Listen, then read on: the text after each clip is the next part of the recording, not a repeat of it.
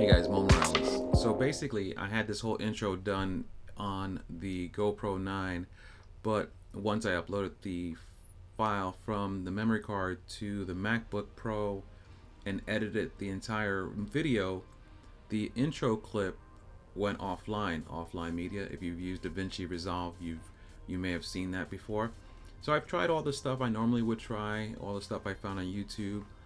I think the data is just corrupted. I could play my media in the Finder of iOS here.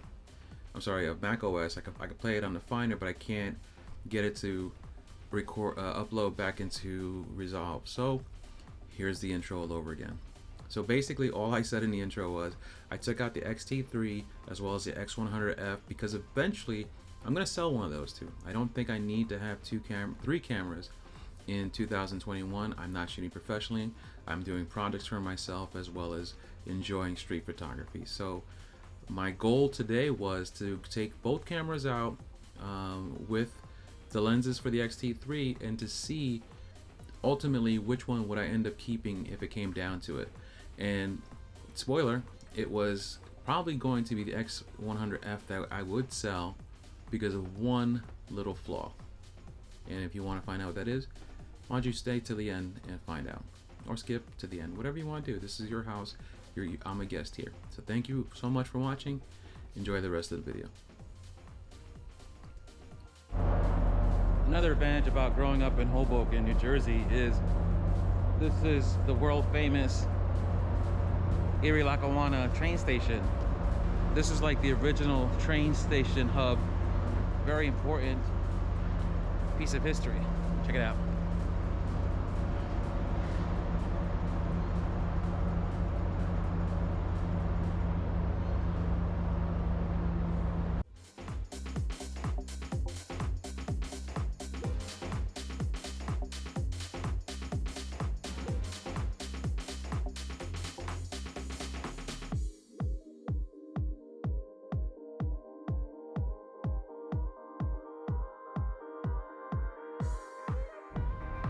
This is inside the famous train station.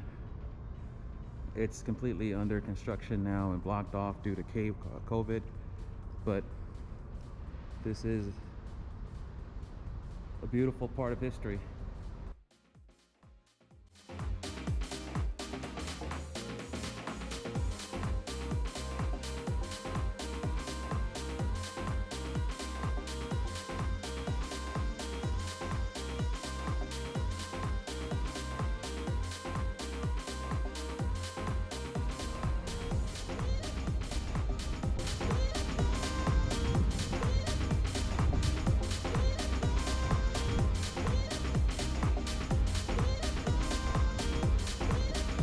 So it's important when you Google things, you have to understand what it was called at the time of its establishment. So the Hoboken train station terminal wasn't called Erie-Lackawanna until 1956. It was actually called the Lackawanna Railroad train station, and that was established in 1913. It started building in 1907. The famous clock tower that we have here in Hoboken, that was up and running in 1907, but the train station was completed in 1913 and opened up at that time. So that's why I thought it was such an old train station, because it is.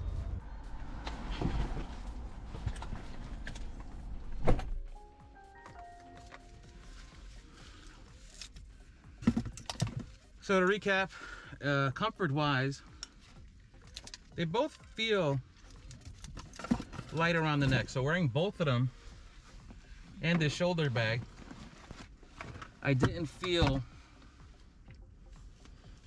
after an hour of walking or so, I didn't feel like it was overbearing and uncomfortable. I felt that, you know, I could have walked around another hour or so. Let me straighten you out a little bit, sorry. I could have walked around another hour or so with these cameras around my neck, no problem. Don't have my comb with me, I don't think so today, so we're gonna have to do with the beard as we're gonna have to do. So my path of elimination Still leaning towards the F100, the X100F. And it's not because any reason, well, there is a few reasons, but I still think the X100F is an amazing camera. And if I didn't have still 3 cameras, I probably wouldn't even be having this conversation of getting rid of it. And ultimately, I still, in my heart, don't have the urge to sell it. And you guys know me, I sell everything the minute I don't feel it's useful. I think I really enjoyed the ND filter built into the X100F. I really enjoyed the ability to go from the 18 to 55 to the 35 to the 16 millimeter on the XT3. I really appreciated with the thumb grip how easy it was to hold the X100F.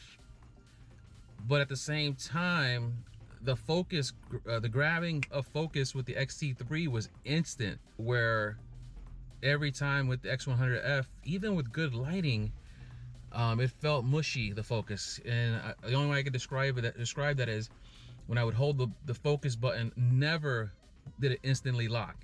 It was always a little zzz, or just a little getting to the focus, while the XT3 hit the back button focus, bang, I was on. So that was good. Ultimately, I thought it was a wash of either camera for street photography, but that mushiness of the focus truly was the issue. I think if and when I decide to sell one of these 2 cameras, it's going to be the X100F, and it's going to come down to that focus not being instant. Once you get spoiled and you're used to the instant focusing of the later sensors that the XT3, XT30, and other Fuji cameras offer, going backwards, it kind of, defeats the purpose. Now, mind you, when I was walking around with just the X100F a week ago, it was a mushy focus back then too, but it wasn't a problem because I had only the X100F. It became a problem today because I had another option on me that I knew instantly would lock the focus in. So keep that in mind as well. Also keep in mind that if you are using a sensor prior to the sensor on the X100F, this sensor might actually be an upgrade for you. So don't let me telling you that its focus is a little slower and a little mushier than an XT3, XT4, deter you from picking up that camera if that's what you want. I love the camera. I don't know if I'm going to sell the X100F. I really like it. It's really lightweight. It's easy to carry around with me all the time. I take it with me everywhere I go. And the XT3, I took it out of retirement today. Not retirement. I took it out of cold storage since I got the X100F, just to get out and see if I need to sell one, which would be a better keep. It makes sense to keep the XT3 because the XT3 gives me much more versatility, and it's weather resistant. If I pair it with the right lens, I could be out and shooting streets in any weather without fear, while the X100F isn't weather resistant at all. So I would be taking it out at my own peril every single time. Now, mind you, weather resistant doesn't mean weatherproof. So even the XT3 in a little bit of rain can completely go kaput. I understand that. There's just a smaller level of comfort knowing that the manufacturer is saying this is built to withstand a little bit more than your average weather. I didn't actually accomplish anything in my goal of which one to sell, other than one big minus compared to the XT3. The X100F is an amazing camera in 2021, and when I'm comparing it to the XT3, then the focus flaw, in my opinion, is noticeable. Other than that, I did not really notice it, nor did it bother me the last 2 weeks that I have been out with the camera by itself. All right, thank you so much for spending your Sunday with me. Hopefully you have a great day, a great rest of your week, and until next time, whenever that is, I'll talk to you then. Thanks a lot.